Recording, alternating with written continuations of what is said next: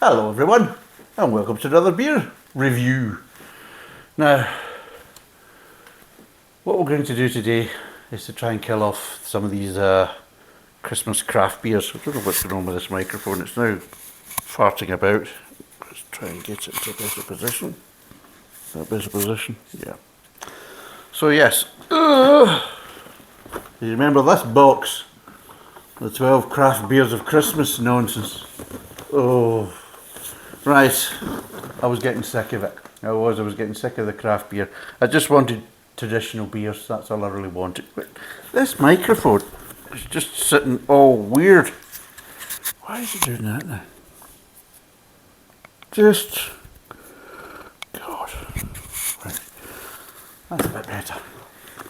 Like an extra nipple. Right, so we're on day 5.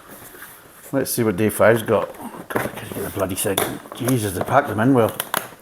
God. So, I'll turn it round without damaging the microphone this time. So there we go. Pull it out. And what have we got? Oh God. I've just seen the wonderful words of South Pacific Pale Ale. So we have a Kipling. Don't think I've tried a Kipling before. Or a beer from the Kipling brand. And it's South Pacific Pale Ale, 5.2%, and it says Thornbridge at the bottom. So apparently this has been going since 2005. So there's a unique thing in it. The first UK beer to use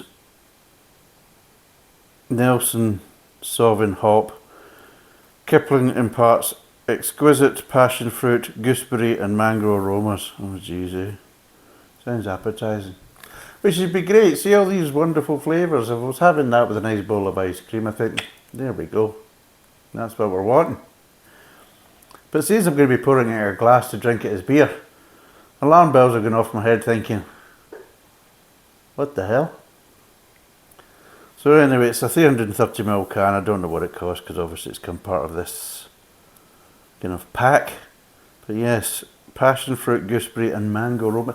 Now, passion fruit's an interesting one because I did make a kind of a slightly kind of hard kind of fruit cider or a hard seltzer. So I did, using Russian turbo yeast. Did that a couple of years back with my friend AJ. And bloody hell, you got that stuff to about 15%, and it was you could drink it. You drink it like a fruit juice, but by God, the problem was that it took every bit of sugar out of the damn thing, so it was so dry and bitter when we completed it. But we did one with. What did we do with? We definitely did one with passion fruit, and it was quite surprising because I thought, well, we've only got 2 passion fruits, and I didn't think that'd be enough because what we were doing is we're using that cider and kind of we're using apple juice as a base, and then of course we kind of do it as a kind of a hard cider, fruit cider, and we'll add the passion fruit. And we thought, well, was 2 going to be enough? By God, it was.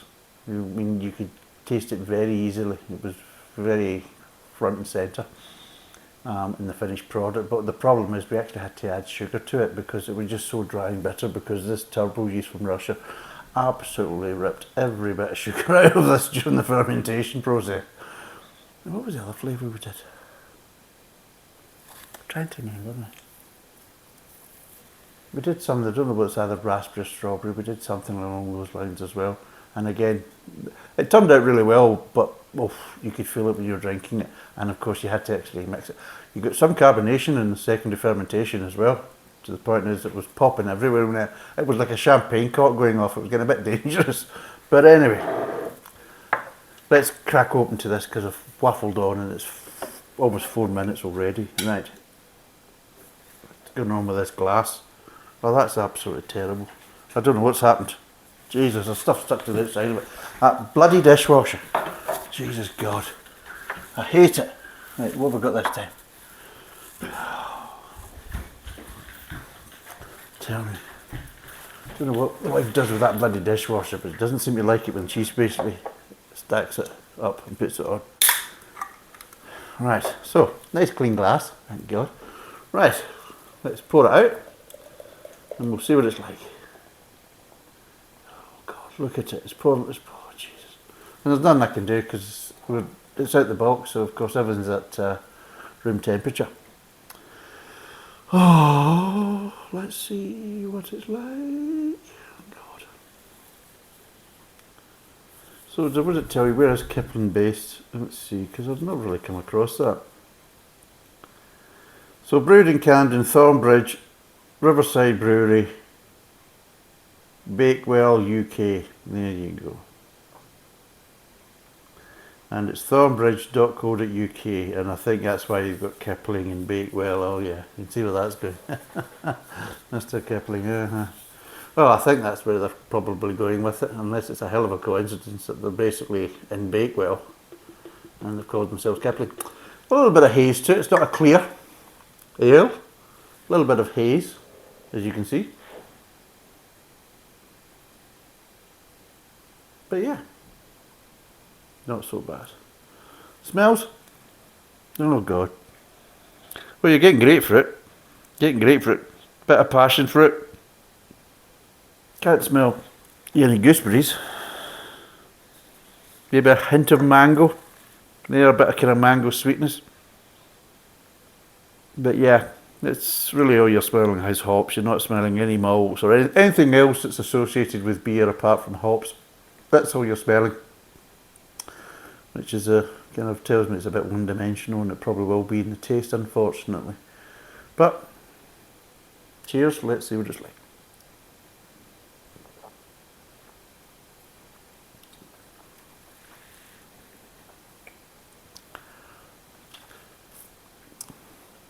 Surprisingly enough, not as over the top as the aromas would probably give you. It does have hoppy, fruity flavours there, yes it does. But they're kind of controlled, they're not kind of running away. Actually, let's see what it's like.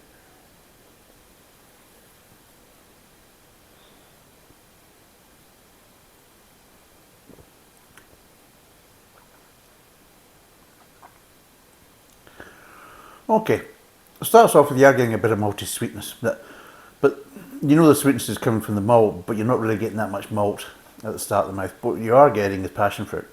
So passion fruit is there front and centre, right at the front. You're moving on, it still has that little bit of kind of sweetness in the mid-tongue. And you're getting a little bit of passion fruit, but you're starting to get other flavours kind of developing. You've got this kind of slight bitterness coming through, which could be the gooseberry. But it's not, it doesn't taste like a kind of citrus kind of bitterness. It's not a kind of pithy one. There's a slight light bitterness, so it could be the kind of slight, what they're classing as gooseberry. Which of course, gooseberry is quite bitter and tart. Yeah, used to have a girlfriend like that. But yes, she never actually realised why I used to call her gooseberry. Oh, my little gooseberry. Yeah. Bitter and tart. Anyway, so you're getting that, but also coming in as well, you're getting that kind of little mango kind of, how do you say, hints of mango coming through as well. But that's near the kind of tail end of the mid-tongue. And then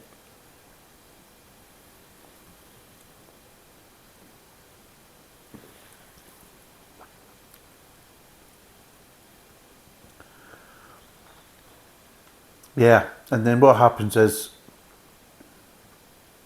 it goes into the kind of aftertaste, and you're getting a bit more mango in the aftertaste, but you're getting the light bitterness, kind of like, I presume is what they're classing as gooseberry, but you're getting a kind of light bitterness, but it is a very light bitterness. It's not strong at all. There's nothing pithy about it, but just a kind of a very gentle bitterness, but you still have this kind of sweetness. And because I've had a couple of sips, I'm starting to notice the sweetness is actually building in the beer. So every time I'm taking it, I'm noticing it's getting a bit sweeter and a bit sweeter as my mouth is kind of acclimatizing to it. So it's on the kind of sweeter side, and yeah, it does have light fruit flavours, but yeah, it's actually not too bad. going by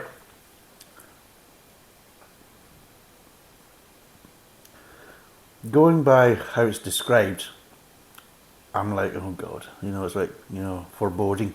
You're thinking, oh God, here we go.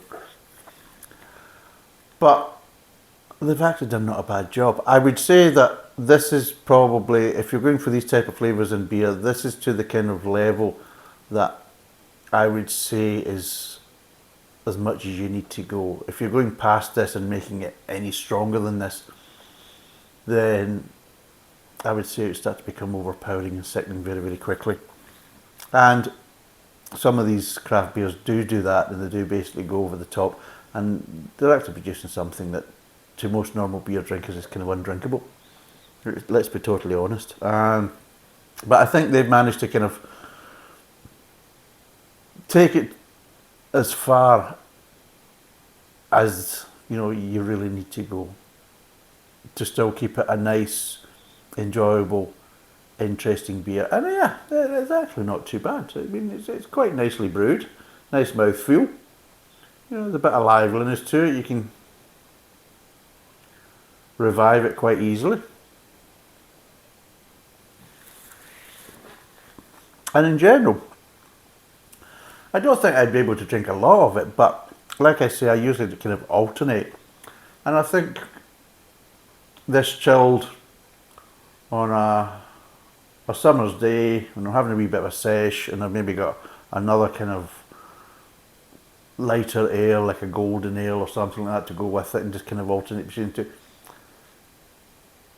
I could quite easily drink this, not a problem.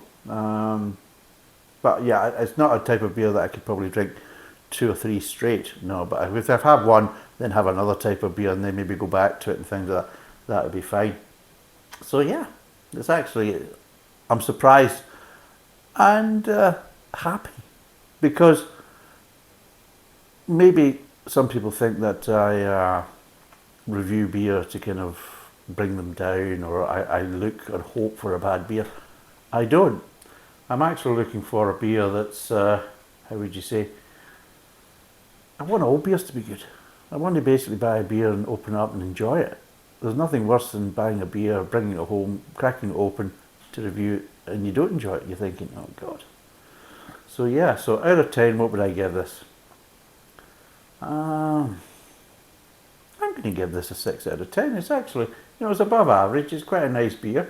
It's quite brewed. Again, I don't know what the price. Again, that's why I'm not going any higher, because the price could be crazy. I honestly really don't know. But in general, it's a shame it's also a 330ml can. But again, for the box size, maybe that's another reason for that. You can maybe get it in a 500ml can. I don't know. I'll need to do a bit of research. Obviously, I can't do that just now because I didn't know what I was going to get. You see, so on that basis, it's a 6 out of 10. I would recommend, if you want something with a bit of hops, maybe something with a bit of fruit, or you just want to kind of dabble in that, then this is quite a good one to try, I would say. And if you like these type of flavours, then yeah, give it a try. So yeah, it's a 6 out of 10. Thanks for watching. Cheers, and bye for now.